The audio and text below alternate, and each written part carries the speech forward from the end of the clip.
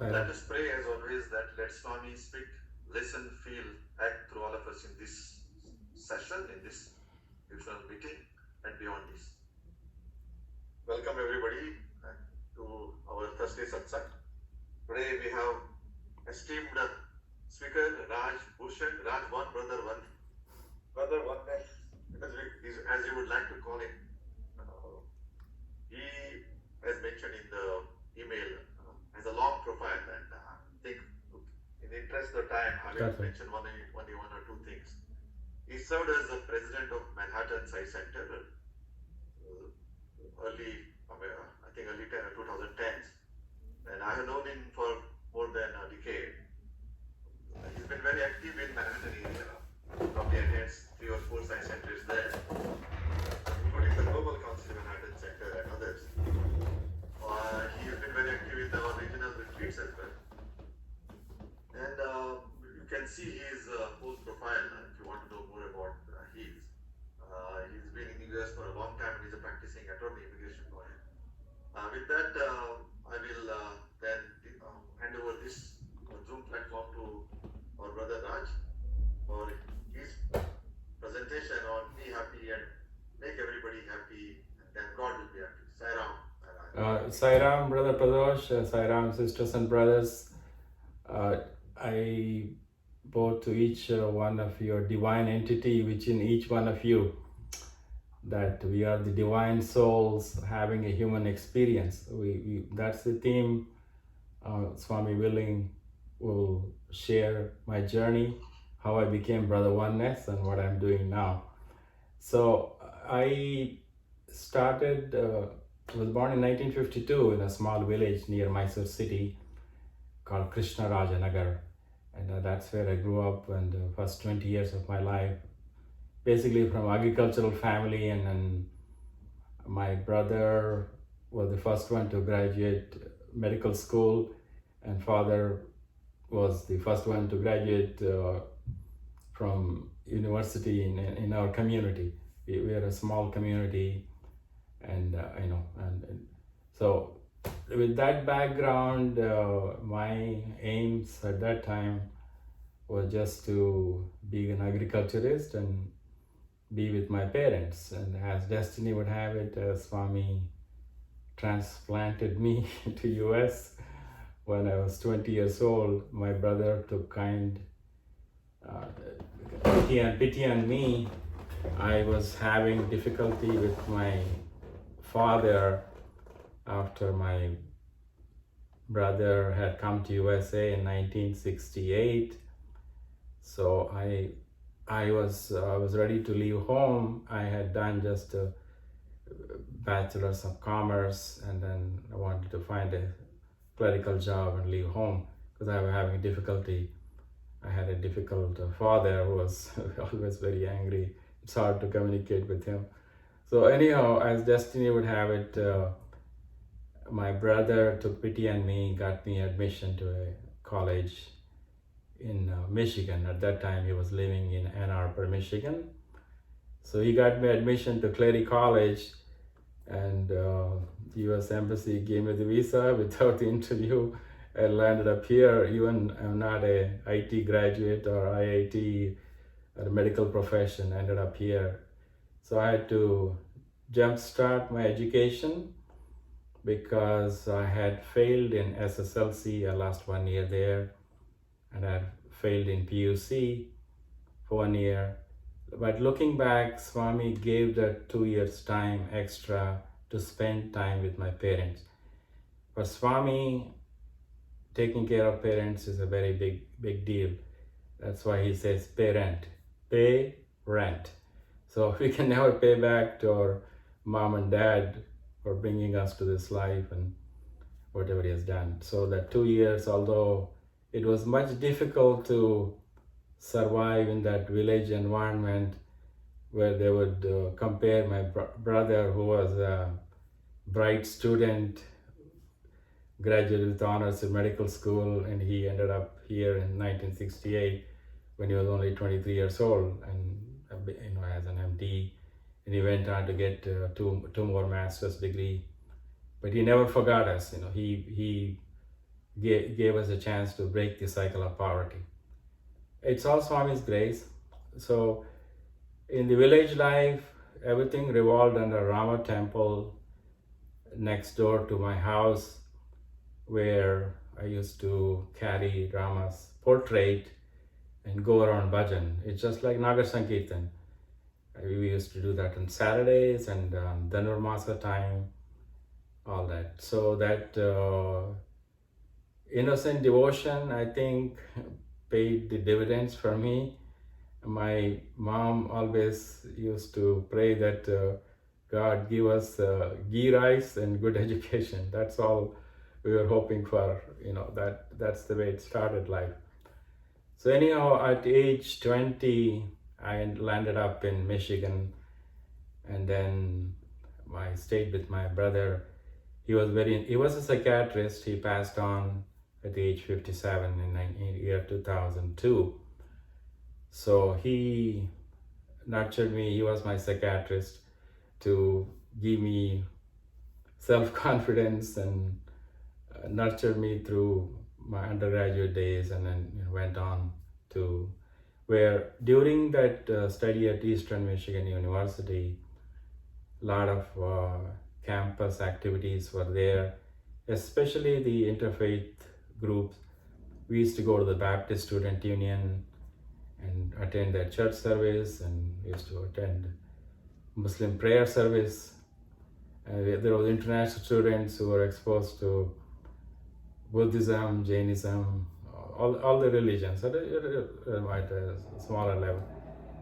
So now how I came to Swami, that is, so also I request each one listening, please interrupt me anytime to fill in the gap or any questions, anything. So I try to go with whatever Swami is prompting me to share.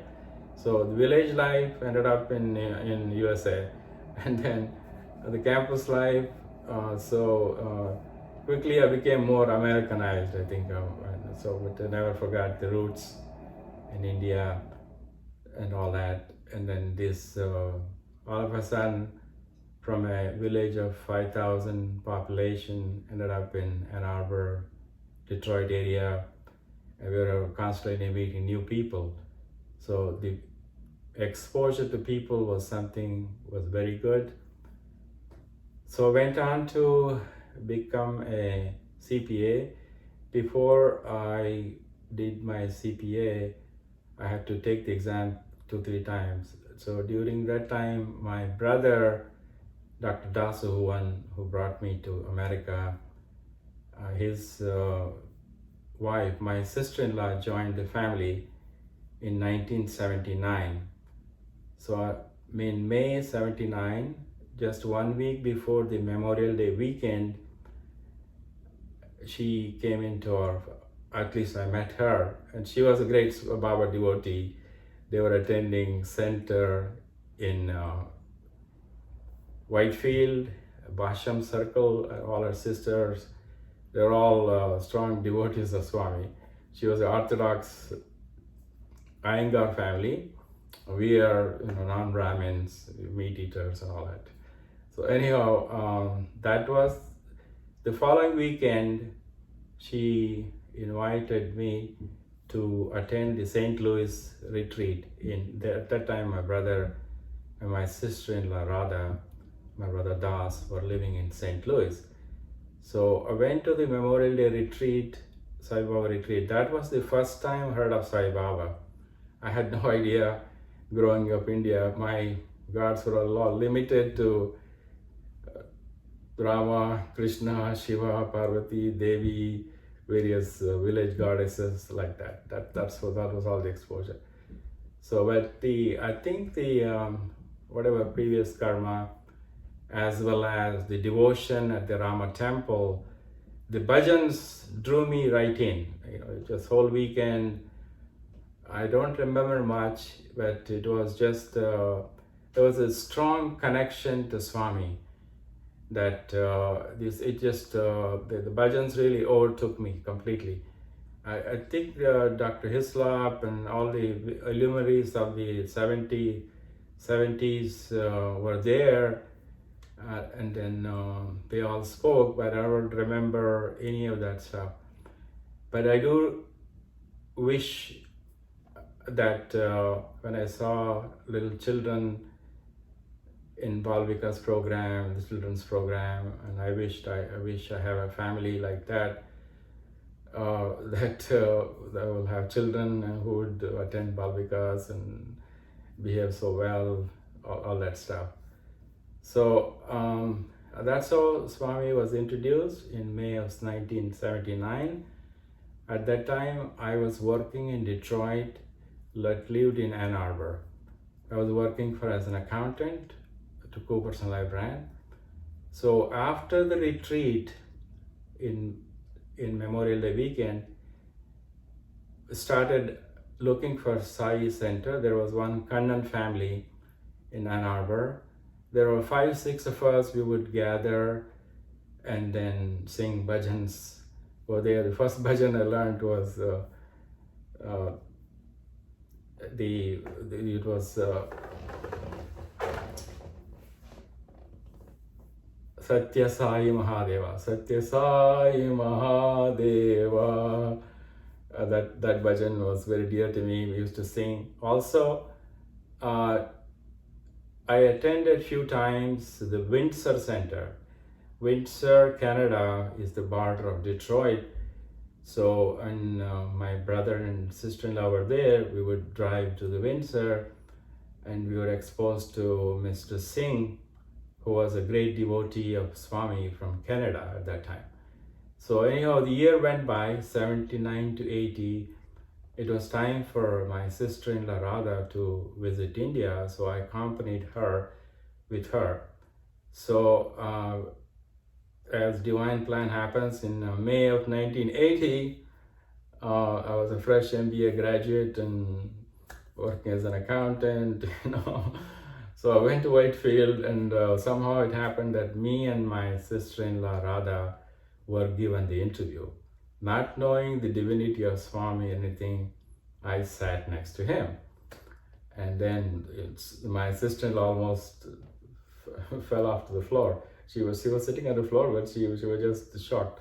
But Swami said, it's okay. And then, he patted me on the back, materialized the vibhuti. I think that's where the message of oneness or the seed was planted almost 43 years ago, that we are one. Swami always starts out his discourse, divine embodiment of love, that Divyatma Swarupalala. That's the way he addressed each one of us. He did not look to see, he never addressed by name. So that's his message. His message is always, I am God, so are you. I know it, you don't know it, Because of our upbringing, the caste system, the education system, we put too much importance to the body.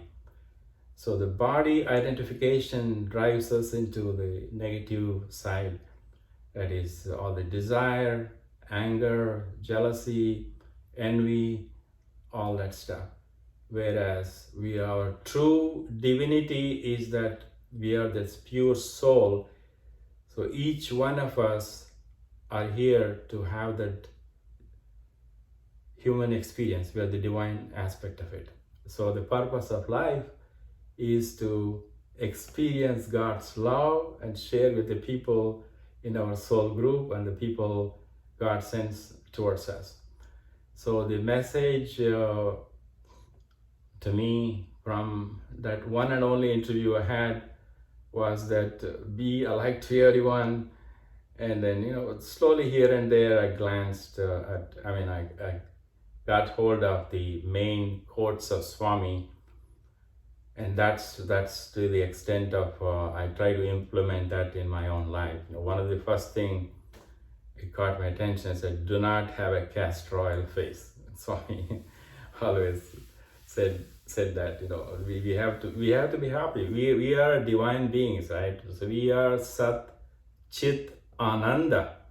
So we have that built into our system. Our DNA is that. It's just that because of body identification, I take pride that I'm a lawyer, and then try to, then everything distorts. Then the difference happens, and we go. The negative energy surrounds us. So we have to be childlike in that way.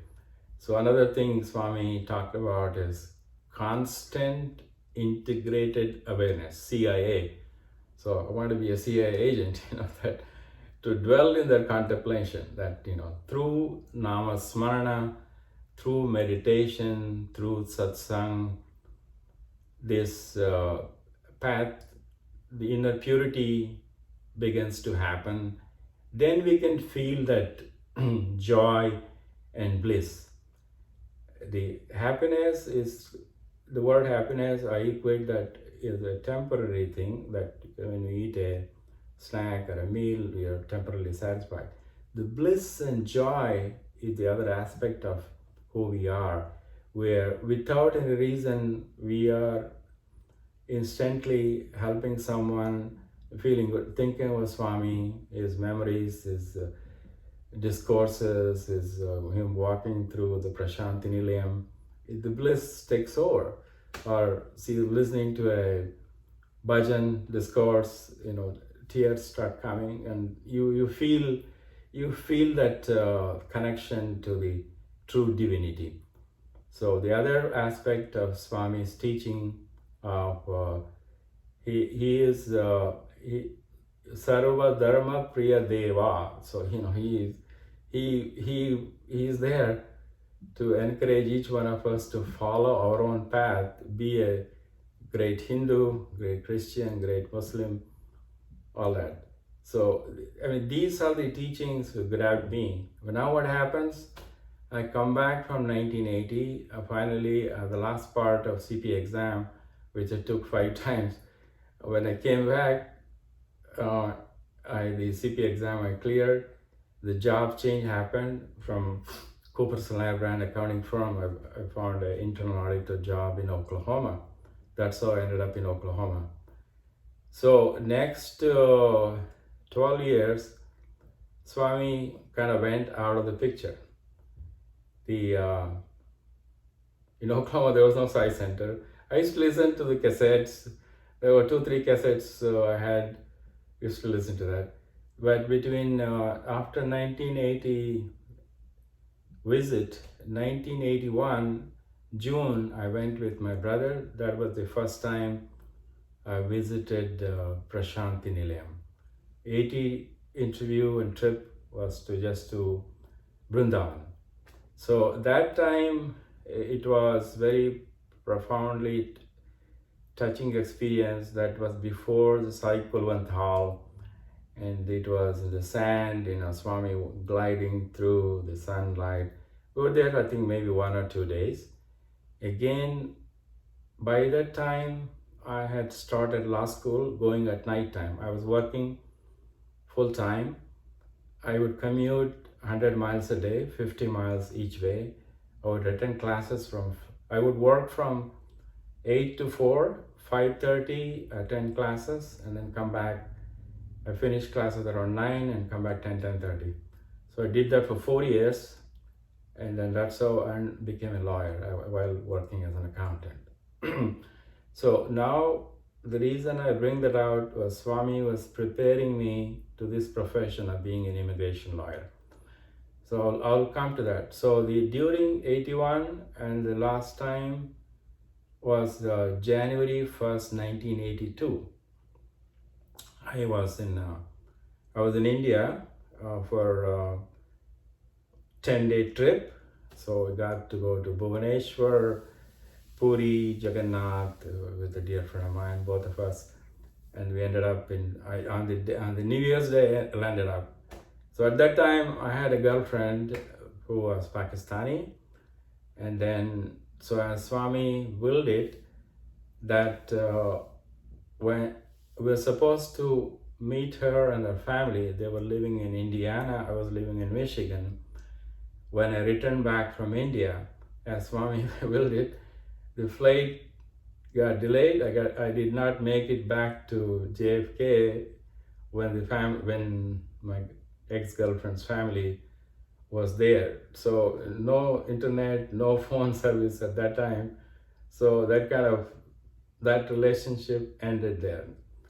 So and then during that time, I had placed an ad in India abroad that that MBA 5'10" and athletic look, and then that's how I met my wife.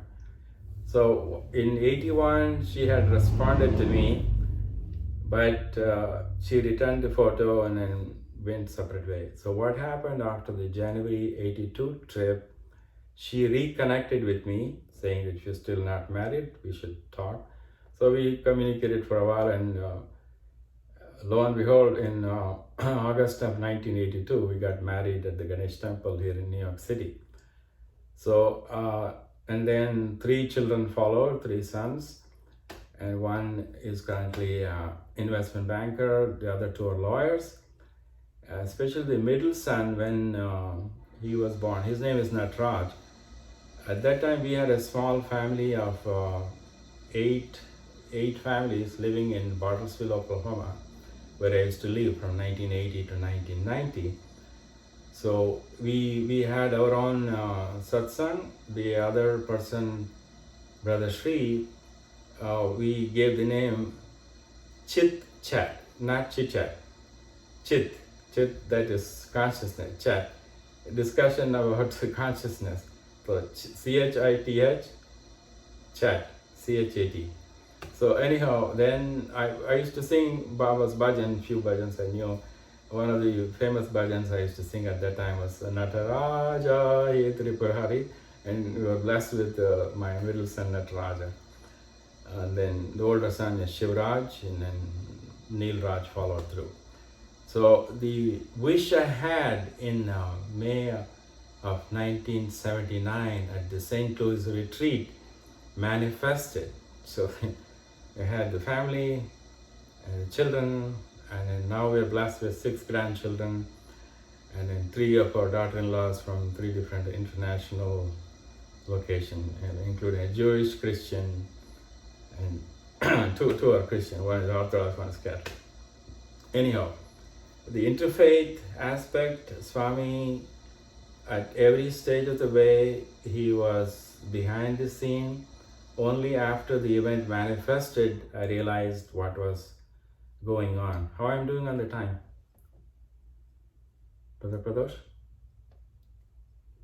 Continue? Yeah, I guess if you want to, maybe another 5-10 minutes. Yeah, sure. Okay.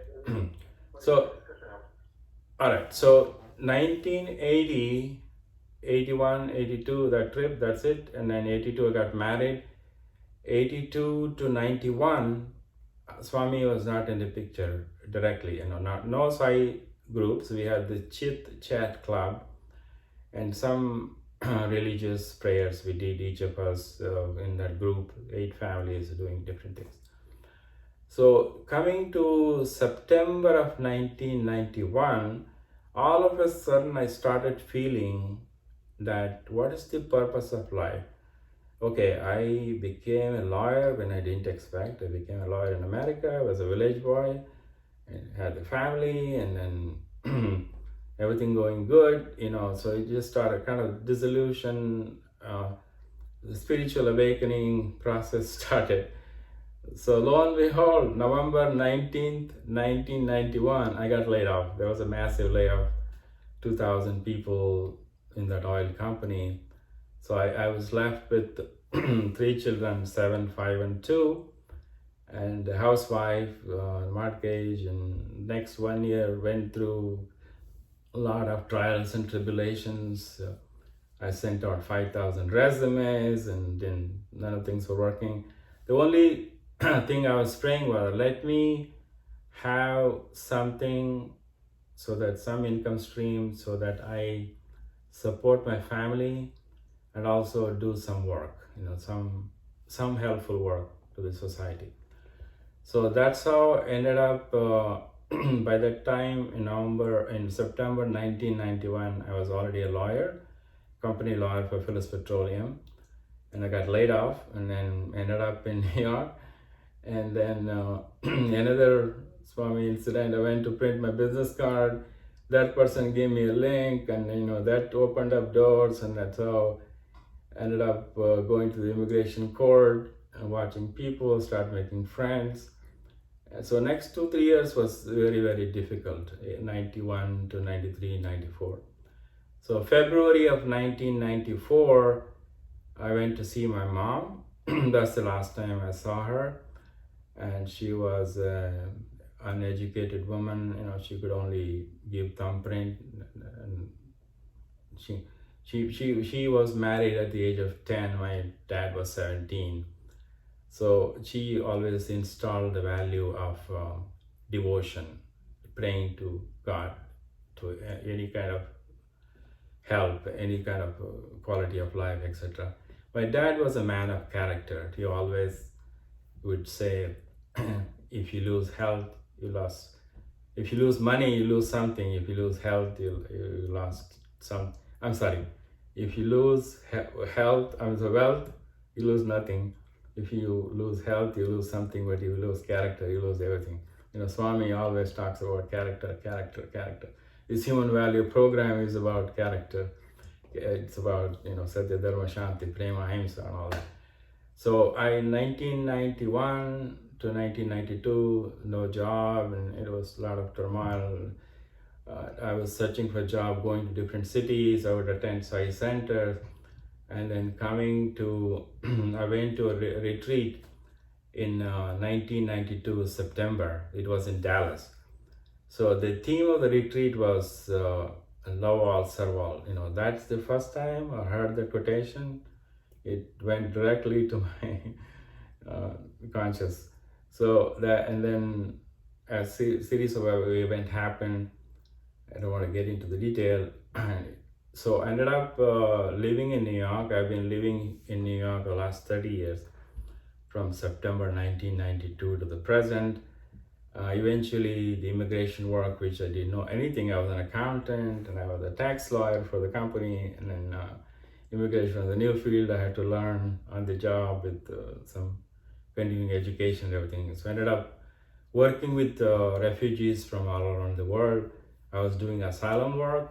So that's where I had the ability to work with different people from different backgrounds, with different suffering, political persecution, religious persecution, all that. So we were able to charge a nominal fee. One other thing happened in 94. Last time I saw my mom. In 95 March, she passed away. So when we did the cremation and then went to Prashanthi Nilayam with my brother, super specialty hospital, that's the first time I saw. So when we walked in, you saw there's a big quotation saying, Paropakaram idam shariram. That's around the time I was starting my solo practice in immigration. So that motto became where Swami's guidance.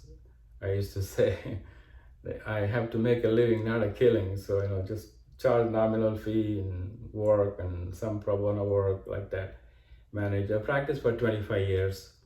Met so many people, so many Sai devotees also showed up at different times, and the transition. And then now I'll wrap it up so we can open up for questions. So the soul awareness part was always there, and then around 2011, I became president of the Manhattan Sai Center in January. So Swami took Mahasamadhi in April of 2011. So the one more thing I want to add there, during, so far I made 19 trips to Prashanthi Nilayam, and then maybe half a dozen trips to Vrindavan. So one of the trips, the solitude part I wanted to touch on, because in the depth of silence, only we can hear the voice of God. So as a village boy, I was forced to confine to devotion at the Rama temple. I was not allowed to mix with the area where I lived in. A lot of bad elements were there. So solitude started there. I used to do agricultural work, and then then the when I lost the job, it continued on, and then so in some of the work experience you could not share with anyone. So during the time I lived in Manhattan, I used to attend 3-4 centers: Flushing Science Center, Ozone Park Center, and then the Manhattan Center, Metropolitan Center. So my children attended Ozone Park Bal Vikas program. I used to religiously take them on Sundays until the older boy graduated from Bal Vikas. That was the end of it. So anyhow, they have their exposure. They understand values Swami, but they're not typical Sai. And they don't attend the center and all that stuff. So that's another way. My wife is in her own path. I'm on this path. And then in 2012, I met Guruji, Guru Dilip Ji. I was part of his organization. I'm still part of it. We registered the World Yoga Community. It's beyond yoga. Yoga is union with God. So it's already starting with do's and don'ts. Pranayama. The do's and don'ts, and you have to follow certain rituals, and then asana, then pranayama, pratyahara, and then samadhi at the end. That's the yoga aspect of it. So we do a lot of interfaith activity, and our NGO is part of the United Nations. So I'm part of that group, and then we have many activities. We already had two events this week. Tomorrow is another event, and then Saturday is a Hiroshima event, like that. So Swami has allowed me to feel his presence in various aspects, in my family, in my education situation, and more importantly, sharing his teachings, sharing his love with the people who constantly send new people to me. One more recent example, we were at the West Indian Parade 2 weekends ago on a Sunday. So before the parade started, we had to use the restroom. We went to McDonald's, and there was a long line. And then the person said, the line is cutting off. And then, somebody intervened.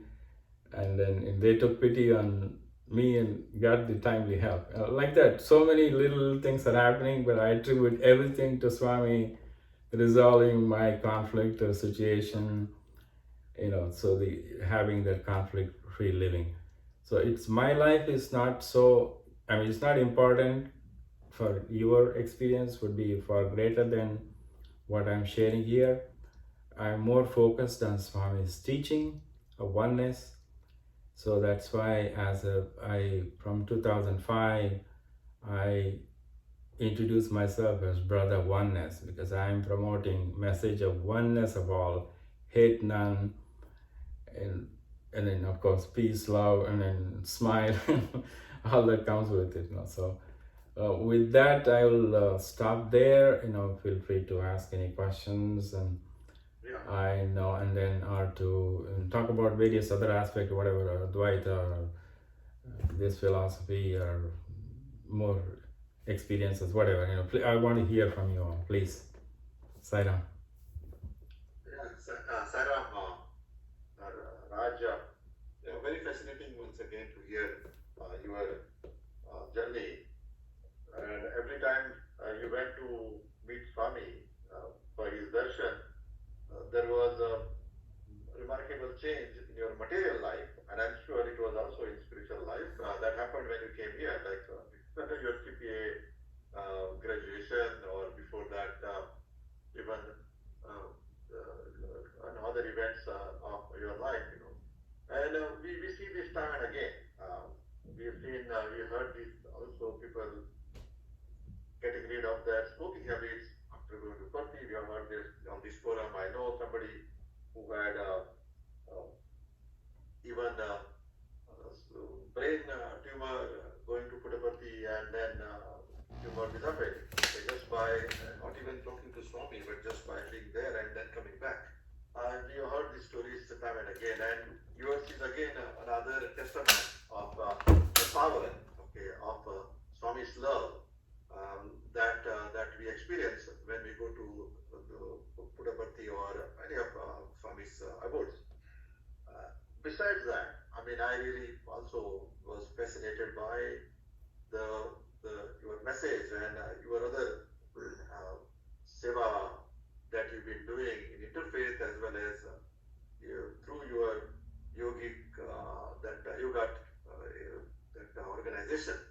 Those are all very fascinating, and thanks for coming and sharing these things. And we will have others to comment now, and I will open this for everybody to comment or to ask questions. Thank you. Thank you, thank you. Saram, please go ahead and comment or ask whatever you have. Saram, this is Krishna here.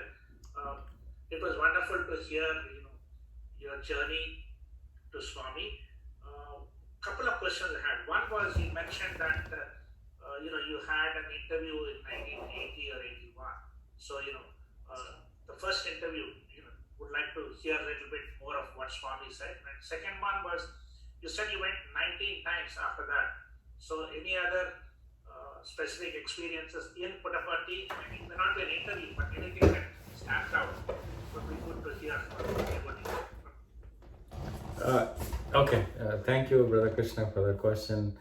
1980 interview was more. I did not ask any question to Swami. I was just happy, and then so I'm meeting another saint. By that time, I had met Swami Muktananda, the Swami Prabhupada, several other saints and everything. I thought I'm making another Swami, a big deal.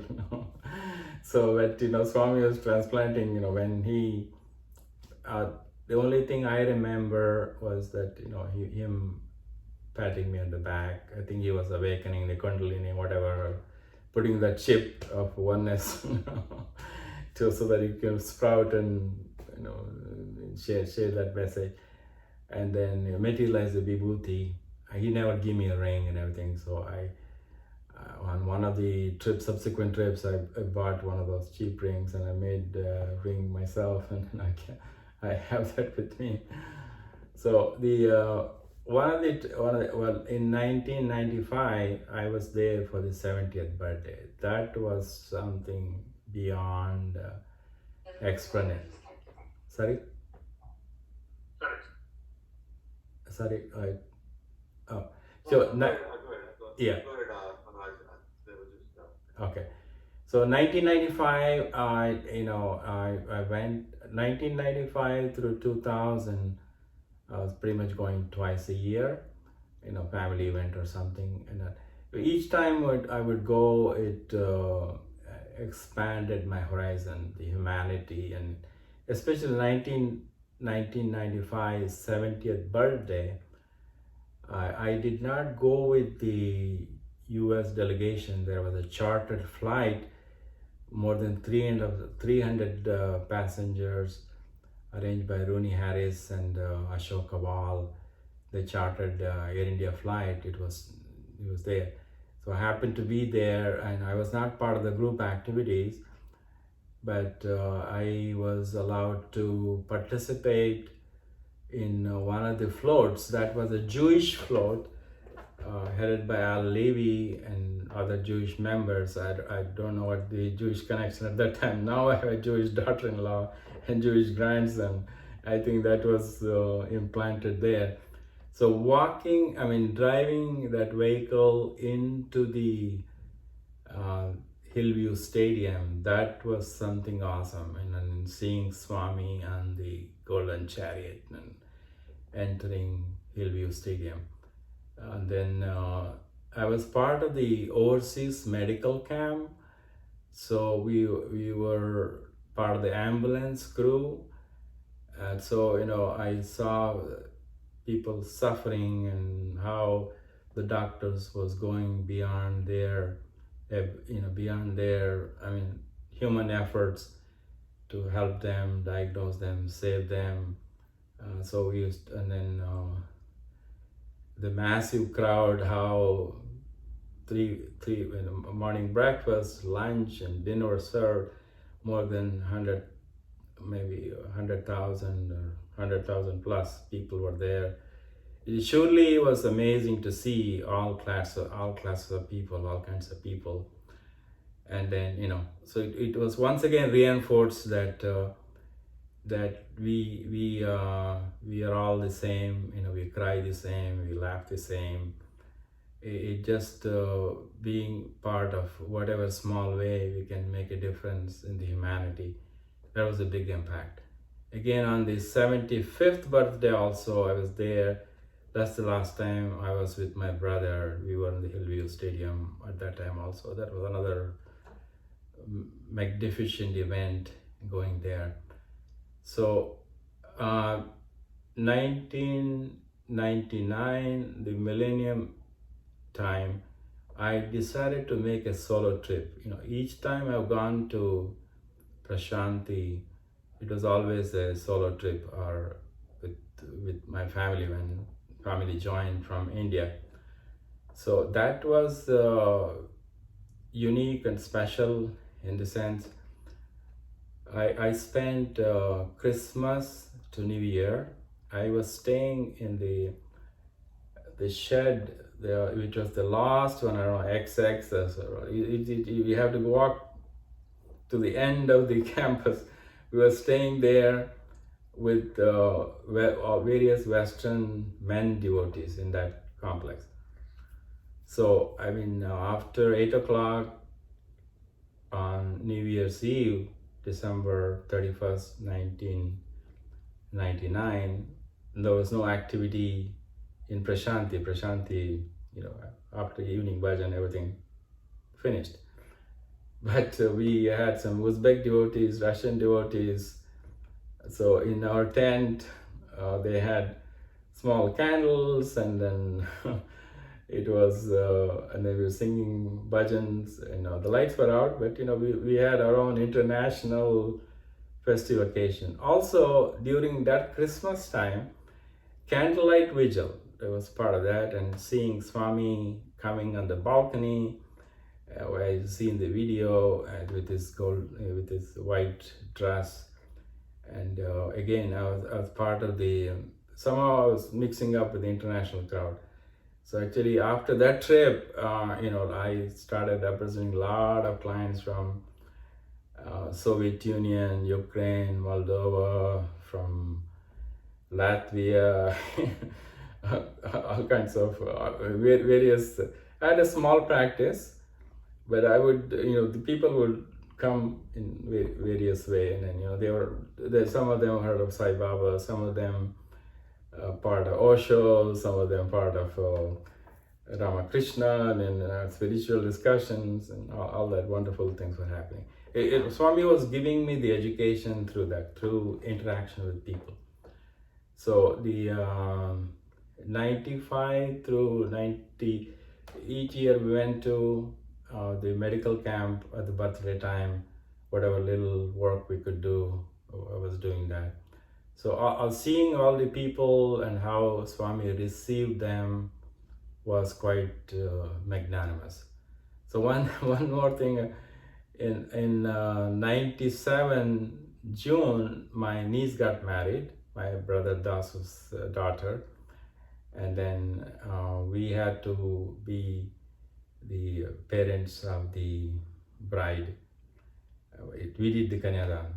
So anyhow, I was so compelled to go and see Swami after the wedding festivities.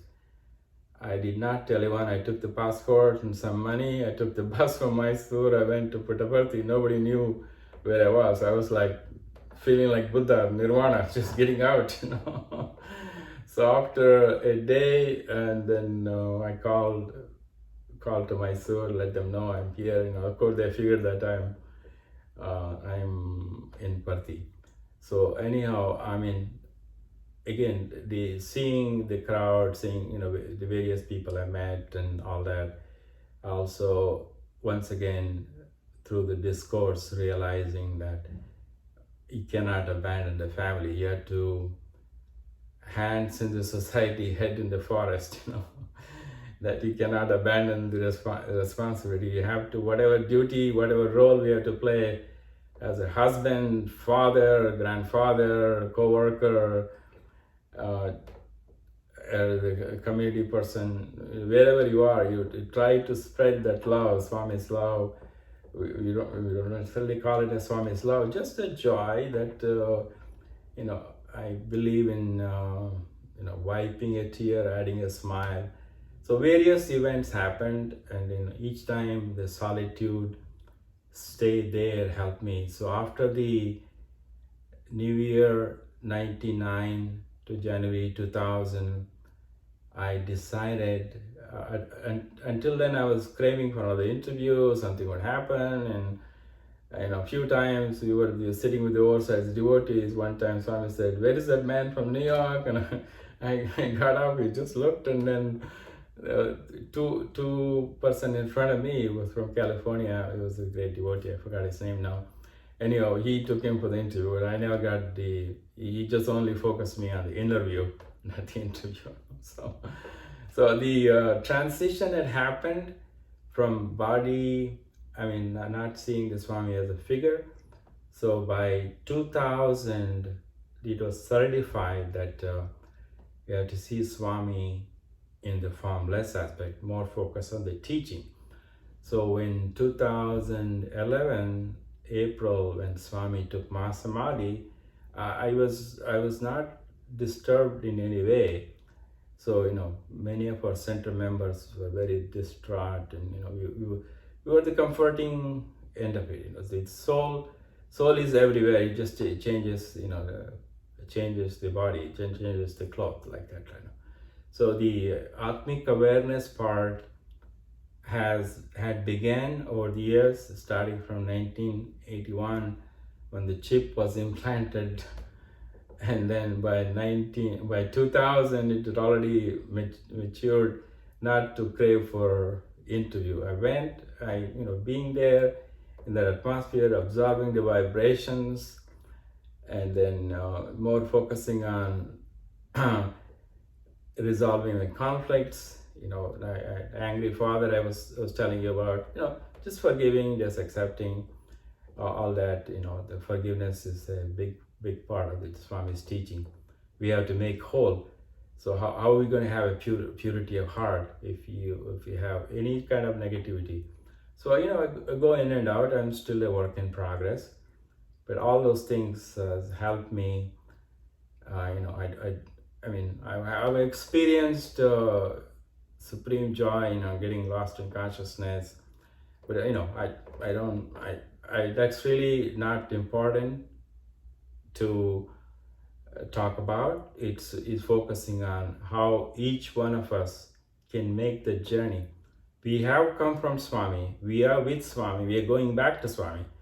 Whatever the 100 years life is only 5,000 weekends.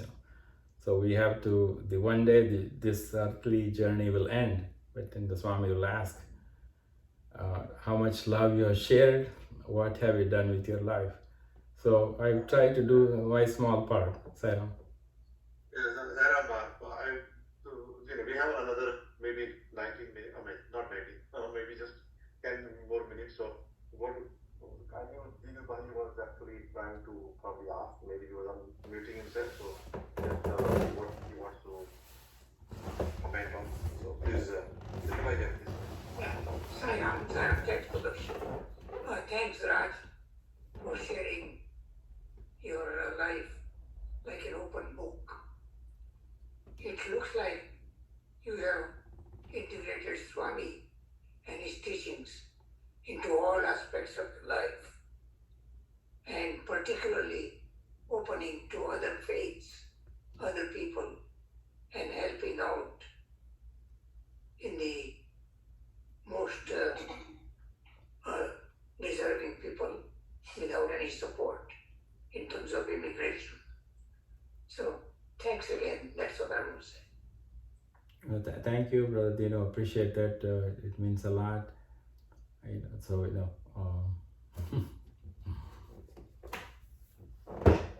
Very nice, thank you. Anybody else has any comments, questions? Definitely appreciated. One thing we're trying to do is, besides the World Yoga community is part of the, we are part of the Department of Global Communication within the United Nations. So we did more than 70 events this year already, co-sponsoring, co-events. And then now this year we also got accreditation to the next level within UN. It's called ECOSOC, Economic and Social Council. After the General Assembly, next is ECOSOC, then DGC and other groups are there. So we are even doing more work with the Islamic group, with the Baha'i group, with various things. So now we recently learned that Sathya Sai Central Trust has also obtained the status of ECOSOC. So Guruji is in contact with Brother Ratnakar, and then to see how we can do that together to share Swami's teaching at even at a much higher level. So when I was a center president as part of the India Day Parade in August 15th, we walked with the banner Love All, Serve All, Help Ever, Hurt Never, where it was seen by thousands of people, millions of people broadcast all around the world. So we try to, me and Guruji is also is very fond of Swami, and he has given him a lot of guidance, and he has played on the lap of Swami when Swami used to visit Kerala, the king's house. Guruji was next there. He's a very highly accomplished yogi, and again we are looking more of a spirituality now beyond the religion. Religion is about re-entering to the source, to the cosmic consciousness in everyone. Whatever chitta or soul or energy, whatever you call it as. So we also we did the Walk for Value. Work with Sister Devi, who started it. For now it is not. I guess these days it is of course probably suspended. The Walk for Value. Yes, but I'm sure it will probably get started soon. I'm sure Right. that. I mean, whatever the appropriate project, I'm just bringing it out, saying that. Definitely. So I mean, Anybody else? Wait, 1 minute. If Sorry. anybody has anything, we have like 6-7 minutes to just. So yeah, please go ahead. Yes. Yes, Sairam Rajbhushan, brother. It was very nice that you shared your personal experiences and also how you got involved with Sai organization. One question I have is, what is one most impacted thing in your life after seeing Swami at Prasanthi Nilayam in close quarters in an interview, and what has impacted that in your own personal life? You may have actually spoken this in your talk, but I wanted to hear from you one aspect that you can see that has absorbed you into Swami's fold. Swami's universal love for everyone, regardless of who walks in, whether it's a king or a pauper.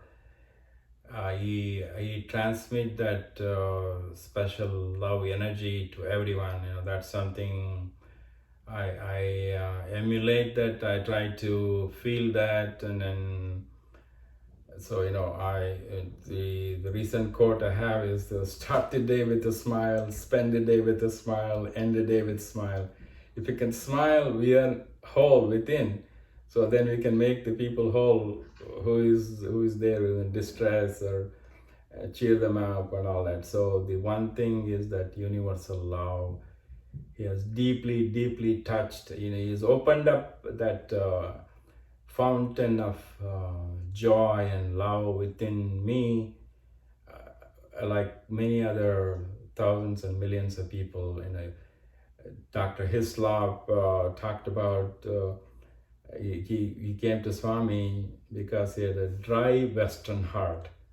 He wanted to feel that love, and then same thing with Dr. Sandwise and so many people. And then when the Swami's love is outpouring, they cry immensely. Swami always asks each one of them, whether the millionaire, super wealthy people, are you happy? Are you happy? So he wants us to focus on that aspect, that feel that Swami's love. We are the embodiment of peace. We are the embodiment of that love. So Swami as every day I'm downloading as listen to bhajans, or sing some hymns, and or listen to a lot of devotees' experiences. I spend a lot of time in solitude, taking walk. I live by the ocean, and take a walk there, and then listen to discourses, all that. My path of sadhana is constantly try to recharge, and that share that joy, and then make life a little bit better than what they are experiencing. At least try to cheer them up. So it's a love aspect of Swami. Silent. Okay. Thank you very much, Saira. Please go ahead. Yeah, Sairam, Brother Raj, thank you very much for sharing all your experience. To continue with Brother Surya's question, let me ask you, the first time you went to Whitefield, you got an interview, okay? And after that, you've been repeatedly going to Whitefield as well as Patti. So I would think that the impact of the interview was so much that you ended up going every year or twice in a year to Patti. So what attracted you so much? And I know you went to Swami Prabhupada, different organizations, but then you continued going to Patti. So what is what is it that attracted you so much in the interview that made you go again and again to Patti and correct? Sairam, Sister Mangala, I think I come from a minority group within Hindu sect. Our family, they are into bricklayers. So none of the Swamis, none of the holy people like I met treated me the way Swami did the very first time. Whatever previous Janma. One other thing I forgot to mention, in that 1980 interview, my sister-in-law got me a garland, a huge garland. So I garlanded to Swami. Swami accepted it, then he put it back on me. So I think you just gave me a blanket check saying that, okay, you are going to be my instrument this way. So, show my love in action. And then my family is from Mysore, as I mentioned. So each time I went to Mysore, when my mother was alive, and later on other family members and marriages, and it always made it a point to go to Patti.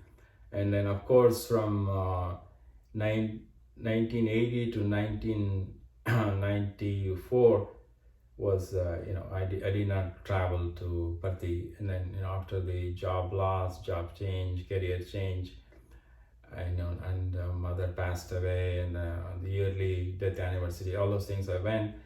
So the yearning was more when I lost the job, because that's when I think Swami said, hey, look, now you've been, and I've implanted the chip in 1980, and now it's 91, in 11 years, now it's time to step out of the kindergarten, trying to, so I think he intensified the yearning. So the worldly wealth accumulation craving was not there. So it was just, he gave me that contentment. So I longed for that So the physical proximity, I was longing, but it never happened again. The closest I got to was maybe 3 feet, and that a couple of times when I was the international group at the birthday time after the Seva when Swami came for Padnamskar. So that, then it just made me whole very at the beginning. See, the other gurus and everything, it just happened that I did not go looking for them.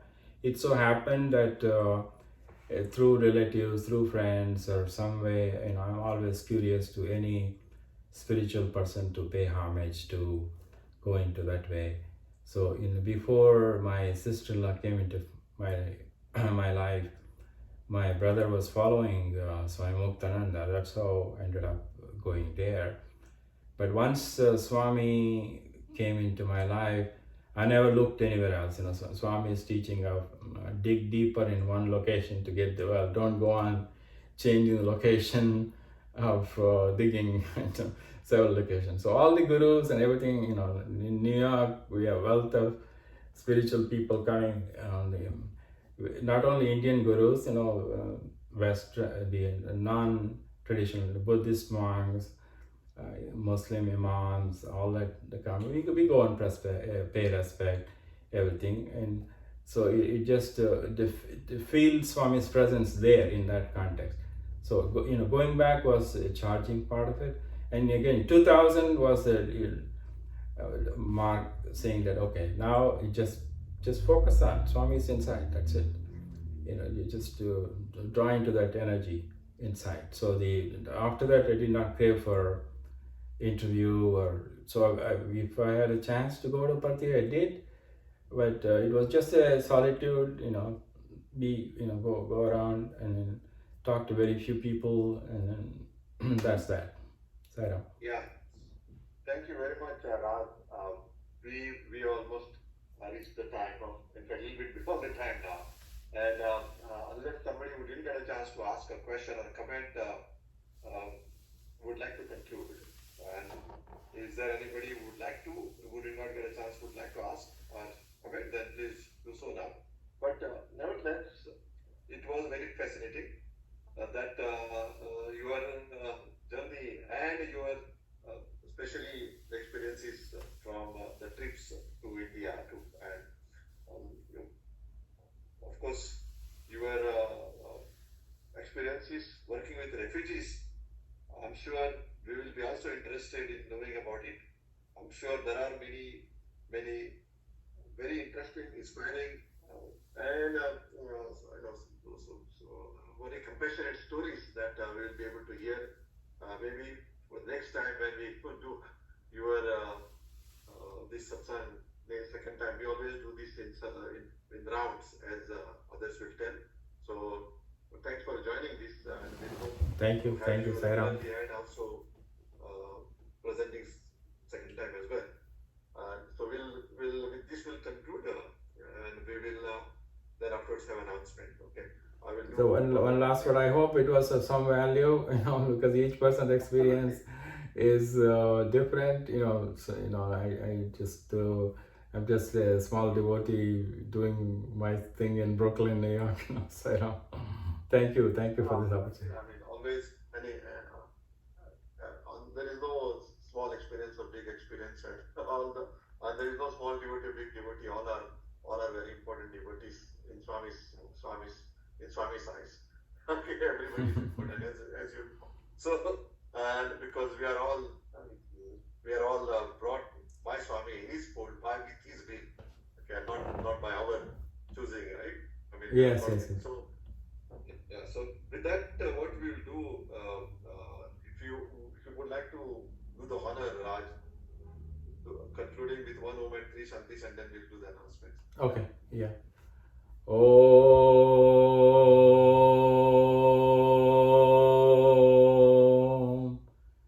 Shanti Shanti Shanti. Jai Sai Ram. Yes, Jai Sai Ram, and thank you again. We will have this Nagar Sankirtan that many of you have already replied with the invite on this Sunday. Raj, you are also welcome. You can fly from your We have this in the Manassas Park, morning 8 o'clock. So we'll meet that day. We plan to go there from 7:30 or so.